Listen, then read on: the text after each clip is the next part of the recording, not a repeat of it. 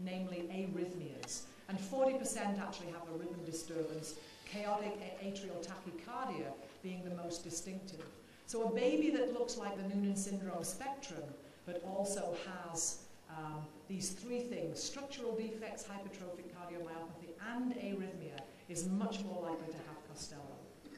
And then lastly, this very important neoplasia risk, those benign papillomas, but much more significantly, rhabdomyosarcoma, neuroblastoma, ganglion neuroblastoma, and bladder cancer in adults. And this has been estimated by Karen Grip to be between 10 and 15% risk, highly significant, and in fact we put tumor surveillance protocols in place when we make this diagnosis.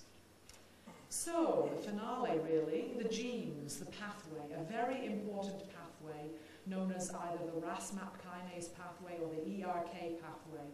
Very important for cell growth, cell differentiation, cell aging, and cell death. And these disorders all fit into this pathway. You'll also see that neurofibromatosis, a very common genetic condition, is part of this pathway. And the neurofibromin gene downregulates the pathway, whereas the gene changes that I highlight here all upregulate the pathway, and so there is increased signaling through this important pathway.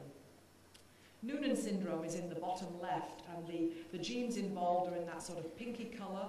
PTPN11, about half of the children with Noonan syndrome will have a change in this gene. SOS1, maybe 10%. CRAF, maybe 8%. And then KRAS causes symptoms that are